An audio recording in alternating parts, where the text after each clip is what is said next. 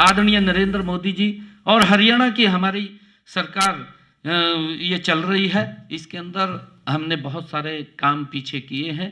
प्रदेश के लोगों के जीवन में लगातार बदलाव लाने का काम आदरणीय मनोहर लाल जी जो एक शब्द बोलते थे कि हरियाणा एक हरियाणवी एक, उसको चरितार्थ करने का काम ये हमारी सरकार कर रही है। आदरणीय प्रधानमंत्री नरेंद्र मोदी जी का जो शब्द है सबका साथ, सबका विकास और सबका प्रयास, उसको लेकर के हमारी सरकार निरंतर काम कर रही है। मुझे खुशी है कि आज हम जब हमारी सरकार 100 दिन गौरवशाली हमारी सरकार ने पूरे किए हैं, आज हरियाणा प्रदेश के लोगों के अंदर इस सरकार के प्रति एक बहुत बड़ा विश्वास बढ़ा है। अगर आप लोग देखेंगे, आप लोग चर्चा करेंगे, क्योंकि जब तीसरे टर्म की सरकार आई है, इन 100 दिनों के अंदर लोगों के मनों में हमारी सरकार के प्रति एक बड़ा सम्मान और बड़ा विश्वास जमा है। और हमने भी 3 गुना गति से, आदरणीय प्रधानमंत्री जी ने कहा था कि ये सरकार तीव्र गति से काम करेगी, हमारी ये सरकार 3 गुना गति से काम कर रही है। मैं बताना चाहूँगा कि हमने 100 दिनों में क्या क्या काम किए हैं। 100 दिनों का समय भले ही कम हो, छोटा हो, लेकिन हमने जिस नॉन स्टॉप विकास का संकल्प व्यक्त किया था, उसकी सिद्धि में 100 दिन विकास की 3 गुना गति का साक्षी है। हम सब देख रहे हैं। वैसे तो संकल्प पत्र 5 साल के लिए होता है, 5 साल के अंदर पूरा करना होता है। अगर हम पड़ोस में बात करें, हिमाचल प्रदेश की दूसरी सरकार आने वाली है, लगभग 2 साल मेरे ख्याल से शेष बचे होंगे। अभी संकल्प पत्र की तरफ उन्होंने अपना जो घोषणा पत्र था उसकी तरफ देखा भी नहीं है, तो पूरा करने की तो बात क्या है, परंतु 5 साल के लिए होता है, 5 साल में वो पूरा करना होता है। लेकिन हमने 100 दिनों में ही 240 में से 18 संकल्प पूरे किए हैं। इस गति से काम किया है कि हमने जो हमारे संकल्प पत्र में 240 वायदे हमने हरियाणा प्रदेश के लोगों के लिए किए थे, उसमें से 18 वायदे हमने अपने इस 100 दिन के कार्यकाल में पूरे किए हैं। और 6 संकल्पों के ऊपर गति से काम लग रहा है, क्योंकि उसकी कहीं अपनी किसी की आर्थिक रूप से कोई मंजूरी लेनी होती है, उसके कारण से उसमें थोड़ी देरी हो सकती है, परंतु उसके ऊपर काम चल रहा है, जल्दी ही वो भी अमल में आ जाएंगे। हमने कम से कम 50 और संकल्पों को पूरा करने की प्रशासनिक व वित्तीय अनुमोदन की प्रक्रियाएं जारी हैं, क्योंकि प्रशासनिक भी कहीं उसकी लेनी पड़ती है और वित्तीय भी हमें उसकी व्यवस्था खड़ी करनी पड़ती है। उस प्रक्रियाओं के लिए 50 और ऐसे संकल्प हमारे हैं जो उसके अंदर प्रक्रिया में हैं और जल्दी ही वो पूरे होंगे। हमें दृढ़ निश्चय के साथ आगे बढ़ रहे हैं। हमारी पूरी सरकार मजबूती से आगे बढ़ रही है। इन सभी संकल्पों को हमारी सरकार मजबूती से पूरा करेगी। एक वाक्य मुझे ध्यान आ रहा है कि आंधी तूफान बिजली बरखा, आंधी तूफान बिजली बरखा, धूप घटा कम रोकेगी, मजबूती से पांव उठे तो कोई मंजिल दूर नहीं। ये हमारी सरकार तीव्र गति से काम करने वाली सरकार है। हम अपने तीसरे कार्यकाल में प्रदेश के विकास और जन कल्याण के निर्णयों समय की जरूरत के अनुसार ले रहे हैं। जो भी कोई निर्णय है, आज की जो आवश्यकता है हरियाणा प्रदेश को, उस अनुसार हम निर्णय कर रहे हैं और नई नीतियां बना रहे हैं। इन 100 दिनों में जो निर्णय लिए गए और जो विकास के कार्य किए गए, उनका विवरण हमने अभी अपनी जो पुस्तक लॉन्च की है उसके अंदर पूरा का पूरा दिया है।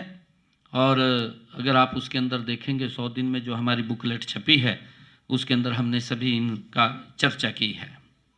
आपको याद होगा कि मैंने पहली बार जब मुख्यमंत्री पद की शपथ लेते ही नागरिकों की समस्याओं और शिकायतों का समाधान के लिए समाधान शिविर लगाने शुरू किए, क्योंकि लोगों को जो समस्याएं होती थी उनको हमने अधिकारियों को, जिसमें हमारा उपायुक्त और पुलिस अधीक्षक, पूरे अधिकारी, सभी विभागों के अधिकारी समाधान शिविरों में सुबह 9 बजे से लेकर के 11 बजे तक आम जन की समस्या को वो सुनते थे, उसका समाधान करते थे। एक ही जगह पर व्यक्ति अपनी समस्या लेकर के आता था, उसका समाधान वहां पर निकलता था। सभी अधिकारी वहां सुनवाई करते थे। मुझे खुशी है कि उन समाधान शिविरों में 75,000 लोगों को, 75,000 से भी अधिक जो उनकी शिकायतें थी, उन लोगों को उसके समाधान निकले हैं, उसका समाधान किया गया है। ये मुझे खुशी है। और लोगों ने इस बात की मांग भी की है।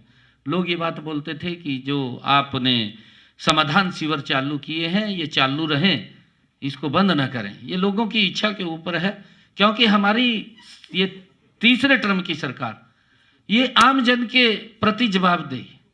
अगर लोग कह रहे हैं कि ये चालू रहेगा तो चालू रहेगा, ये जनता के ऊपर है। जनता जो चाहेगी वैसा हम अपने इन कार्यों को आगे बढ़ाते रहेंगे।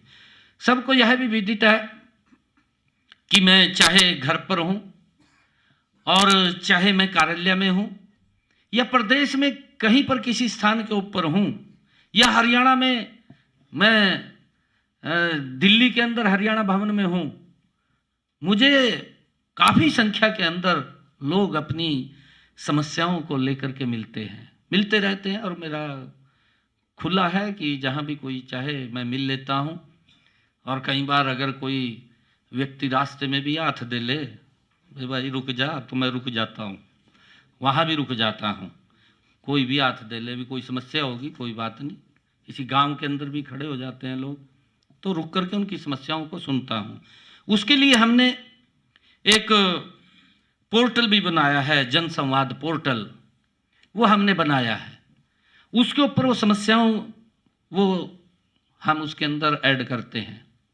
मुझे खुशी है कि हमने पिछले 100 दिनों में उस जन संवाद पोर्टल के ऊपर भी 45,000 शिकायतों का समाधान किया है। जो जन संवाद पोर्टल हमने बनाया कि लोगों की समस्याएं आती हैं।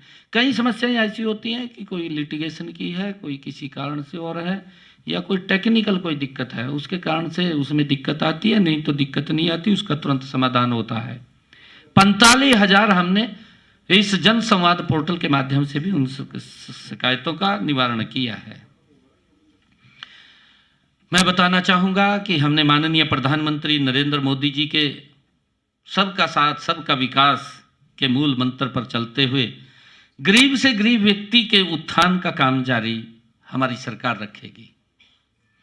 जिसे आज गरीब कहा जाता है, उसे विकसित भारत की सच्ची शक्ति वो इस देश की है। जिसको गरीब कहा जाता है वही विकसित भारत की सच्ची शक्ति है। और उसकी भावनाओं को और उनके आवश्यकताओं को ये सरकार प्राथमिकता के आधार के ऊपर पूरा कर रही है। इसी भावना से मैंने पहले दिन ही ठोस कदम उठाए हैं।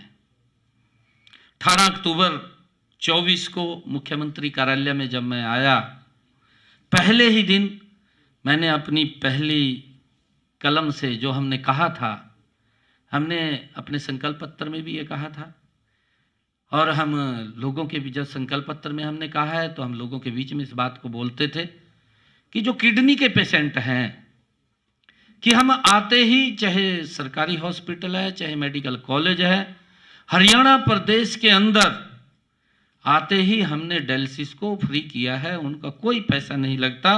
इस सेवा प्रदान करने का हमने उनको लाभ दिया है।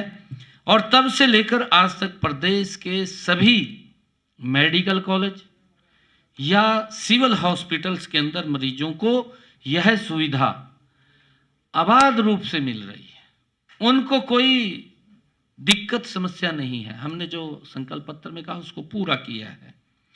हमने ये भी कहा था कि 18 अक्टूबर 2024 को हमारे मंत्रिमंडल की जो पहली बैठक हुई उस पहली बैठक के अंदर ही हमने एक और निर्णय किया। वो निर्णय किया अनुसूचित जाति में वर्गीकरण को लेकर के, और उसमें अनुसूचित जाति में कुछ वंचित लोग इस प्रकार के थे कि उनको लाभ नहीं मिल रहा था। अब उनको भी लाभ मिलना वो शुरू हो जाएगा। वो निर्णय भी हमने आकर के अपनी पहली बैठक के अंदर किया है, जिसका हमने जिक्र भी अपने उसके अंदर किया था। 14 नवंबर 2024 को हमारे तीसरे कार्यकाल के पहले विधानसभा सत्र के अंदर हमने ये कहा था, जो पिछड़ा वर्ग की क्रीमी लेयर की व्यवस्था थी उसके अंदर 6,000 रुपये थी। हमने कहा था कि हम इसको 8 लाख रुपए करेंगे, और मुझे खुशी है इस बात की कि हमने आकर के अपने इस मंत्रिमंडल की बैठक में उस क्रीमी लेयर व्यवस्था को तो किया, परंतु हमने कैबिनेट के अंदर यह भी निर्णय किया कि उन्हें पंचायती राज और स्थानीय निकाय संस्थाओं के अंदर भी उनको 5% का आरक्षण देने का काम ये हमारी सरकार ने किया है। उनकी जनसंख्या का 50% आरक्षण हमने दिया है। हमने जो कहा था उस बात को हमने पूरा किया है, और उसका लाभ भी ओबीसी समाज और एससी समाज के ओबीसी समाज ए और बी के लोगों को उसका मिला है।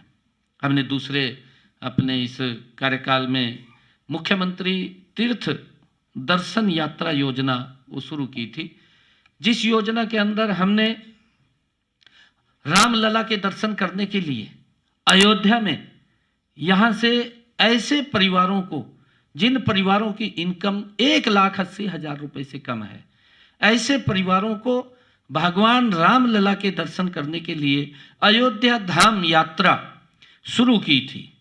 चुनावों के समय हमने अपने संकल्प पत्र में कहा था, हमने कहा था कि हम माता वैष्णो देवी और शिरडी साईं मंदिर के दर्शन करने के लिए भी इस योजना को शामिल करेंगे।